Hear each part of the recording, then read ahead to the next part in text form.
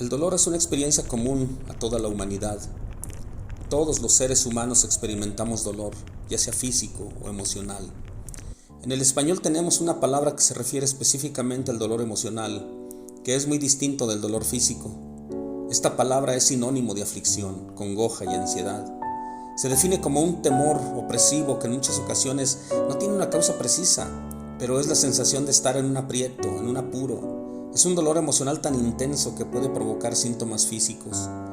Uno puede sentir que le falta el aire, que siente el pecho oprimido o hasta tener problemas estomacales. Este tipo de dolor emocional tiene un nombre, es la angustia. Sí, la angustia es un dolor emocional. Y la Biblia contiene varios pasajes e historias que describen la angustia que puede sentir una persona. Desde Génesis hasta Apocalipsis podemos encontrar esas porciones de la Escritura que nos enseñan acerca de la angustia. Sin embargo, hoy nos acercamos al Salmo 77, que contiene una historia muy particular en relación a esto. El Salmo 77 es un salmo de lamentación y comienza con un lamento profundo, con una queja en la que el escritor expresa toda una serie de dudas sobre su vida y sobre su relación con Dios.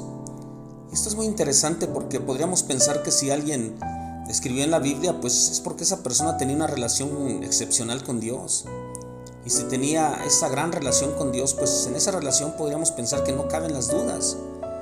Pero lo interesante aquí es que el escritor sagrado comienza expresando dudas y cuestionando su relación con Dios. Esas dudas son reales, lo atormentan porque la tensión y la angustia de este hombre son tan grandes que le han quitado el sueño. Ha permanecido despierto clamando a Dios y tratando de encontrar una solución a sus problemas. Dice: con mi voz clamé a Dios clamé y Él me escuchará. Al Señor busqué en el día de mi angustia, alzaba a Él mis manos, mi alma rehusaba consuelo. Me acordaba de Dios y me conmovía, me quejaba y desmayaba mi espíritu. No me dejabas pegar los ojos, estaba yo quebrantado y no hablaba. Qué angustia tan terrible ha de haber sentido este hombre. Una angustia que lo hace rehusar el consuelo. En los versículos 5 al 9 podemos ver el estado terrible que la angustia ha provocado en la mente, en el alma y el corazón de este hombre. Consideraba los días desde el principio, los años de los siglos, me acordaba de mis cánticos de noche, meditaba en mi corazón y mi espíritu inquiría: ¿desechará el Señor para siempre y no volverá más a hacernos propicio? ¿Ha cesado para siempre su misericordia? ¿Se ha acabado perpetuamente su promesa? ¿Ha olvidado Dios el hacer misericordia? ¿Ha encerrado con ira sus piedades? Después de haber analizado su pasado, después de haber orado y cantado al Señor, las dudas permanecen y pregunta cosas como: ¿volverá el Señor a tratarnos con bondad? ¿Se han terminado su amor y su misericordia? ¿Acaso el Señor ya nos olvidó?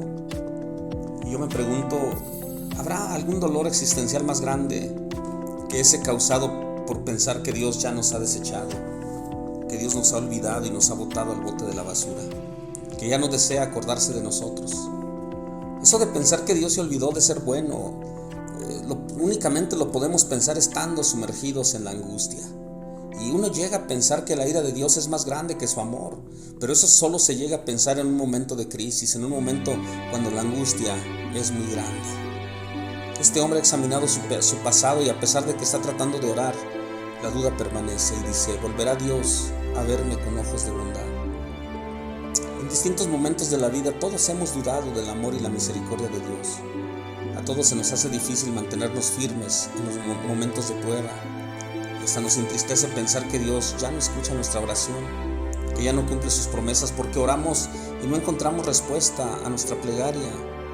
Y aún hay momentos en que peleamos con Dios y le reclamamos y le pedimos que cumpla las promesas que sabemos y entendemos que Él ha hecho. ¿Pero qué podemos hacer en momentos como ese? El versículo 10 dice: dije, enfermedad mía es esta, traeré pues a la memoria los años de la diestra del Altísimo. Aquí vemos un cambio de dirección.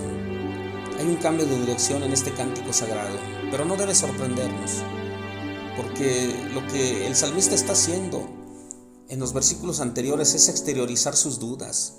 Él está poniendo voz a sus más profundos sentimientos.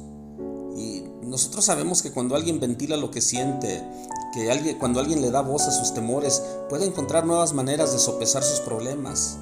Hasta puede encontrar un rumbo, una nueva perspectiva de su vida. Igualmente, hablar con una persona que nos puede escuchar sobre todo y dar un consejo sabio en los momentos de crisis nos permite asimilar las experiencias pasadas, porque los consejos sabios nos ayudan a entender el pasado, a reinterpretar el presente y a proyectarnos hacia el futuro con esperanza. Desde la perspectiva psicológica, podemos decir que el salmista está en una catarsis. Y el término catarsis, aunque a veces no nos gusta usarlo en la iglesia, viene de un vocablo griego que significa purificación o purificarse.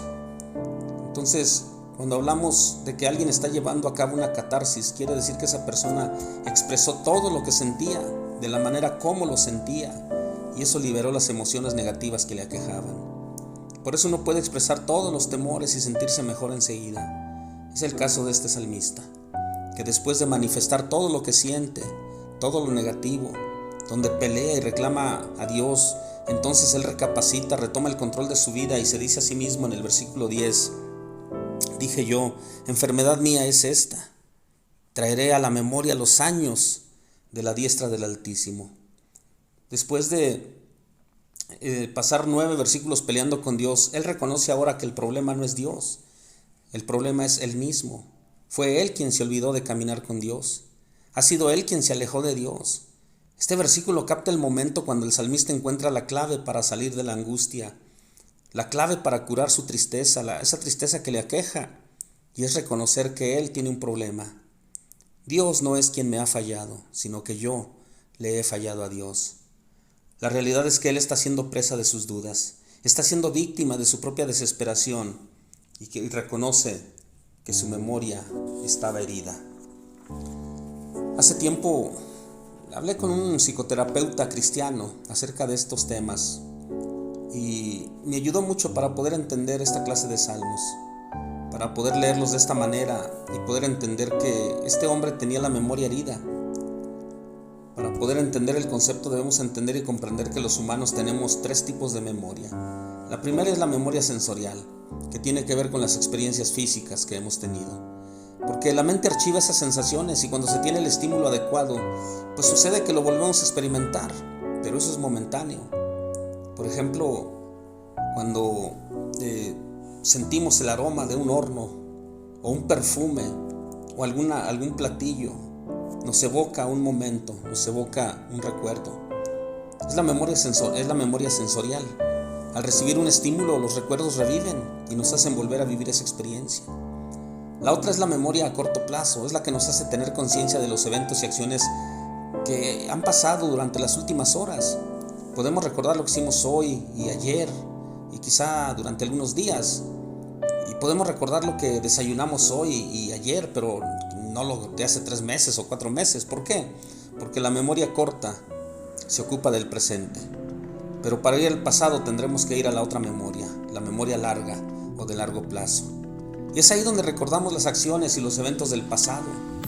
Pero nunca recordamos todo el pasado porque no tenemos la capacidad de hacerlo.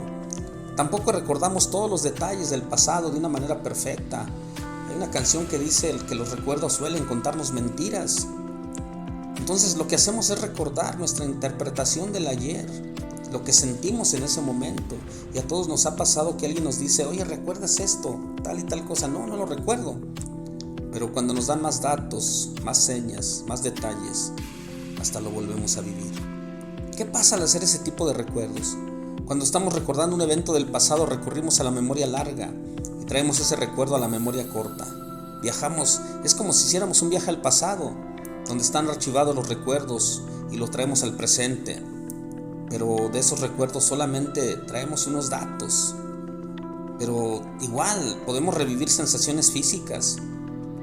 Por ejemplo, cuando recordamos el abrazo de nuestra mamá, se puede sentir. Cuando recuerda un beso, lo vuelve a sentir. Cuando recuerda el dolor físico o algún maltrato, se vuelve a sentir.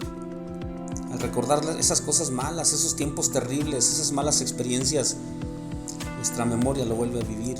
Porque cuando traemos las vivencias pasadas al hoy, recordamos esas sensaciones, olores, hasta nuestro cuerpo resiente y recuerda ciertos maltratos. Pero volvamos un paso atrás. ¿Cuál es el problema cuando tenemos la memoria herida? Cuando nuestros recuerdos están heridos, que estamos recordando mayormente cosas tristes. Estamos recordando un pasado doloroso, y ese pasado doloroso lo traemos al día de hoy por medio de la memoria, y eso entorpece nuestro presente. Porque cuando recordamos esos eventos dolorosos de ayer, es como si los estuviéramos experimentando hoy mismo. El dolor de ayer inunda nuestro hoy.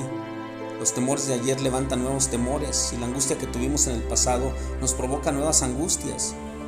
Y ese dolor, a pesar de ser causado por problemas del ayer, se hace real. Si usted recuerda un grito, lo vuelve a escuchar. Cuando usted recuerda una amenaza, usted vuelve a sentir temor, vuelve a sentir coraje. Cuando usted recuerda un golpe, vuelve a sentir dolor y vergüenza. Cuando recordamos las experiencias de ayer de manera vivida, nos causan miedo, nos causan aprensión y dolor. ¿Por qué es que el salmista acusa a Dios y dice, me has desechado?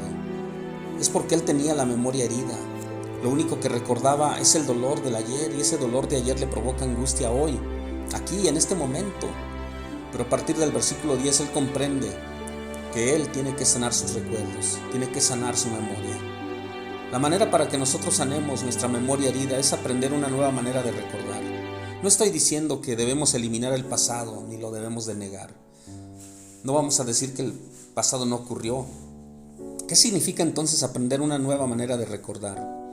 Que cuando usted recuerde la salvación, recuerde el favor que Dios le ha concedido, recuerde los hechos portentosos que en todos esos años Dios ha manifestado en su vida. De esta manera el salmista nos enseña a recordar el pasado de una manera distinta. Dice en los versículos 11 al 14, me acordaré de las obras de Jehová, sí, haré yo memoria de tus maravillas antiguas, meditaré en todas tus obras y hablaré de tus hechos. Oh Dios, santo es tu camino, que Dios es grande como nuestro Dios. Tú eres el Dios que hace maravillas, hiciste notorio en los pueblos tu poder. De esta manera, Él nos enseña a recordar el pasado de manera distinta. En vez de recordarlo concentrándonos en lo negativo, podemos resaltar lo positivo. En vez de revivir los peligros del ayer, podemos celebrar que sobrevivimos a todo eso, que hemos sobrevivido, que somos sobrevivientes al dolor del ayer, a las amenazas de ayer. Y por eso ya no somos víctimas, porque podemos definirnos a nosotros mismos como sobrevivientes, como victoriosos en Cristo. Yo le digo en el nombre del Señor, celebre y dé gracias a Dios porque usted ha sobrevivido, porque no sucumbió, porque ha sobrevivido al mal y al dolor de ayer. Defínase a sí mismo como esa persona que venció en el nombre de Jesús. Así es como la oración de este hombre es contestada. Él, que comenzó dudando del amor de Dios, termina afirmando que Dios existe y ahora ha recibido una nueva orientación. O sea que con esta nueva perspectiva ha pasado de lamentarse a alabar a Dios. Pensemos qué hermoso es pasar del lamento a la alabanza. Has cambiado mi lamento en baile. Estas son las dos opciones que tenemos en la vida. Podemos ubicarnos en los lamentos, estacionarnos en los fracasos, o podemos pasar del lamento a la alabanza, mudarnos de la calle melancolía al barrio de la alegría y vivir alabando a Dios. Porque cuando alabamos al Dios vivo, reorientamos nuestra vida, encontramos salud espiritual y emocional, porque Dios desea sanar nuestros recuerdos. Este hermoso salmo nos enseña que ni usted ni yo tenemos que andar en las angustias pasadas. No tenemos que sufrir más caminando con la memoria herida, porque Dios desea sanar nuestros recuerdos y desea librarnos del dolor. Desea que pasemos del dolor a la alabanza. Todo en el nombre de nuestro Señor Jesucristo. Amén.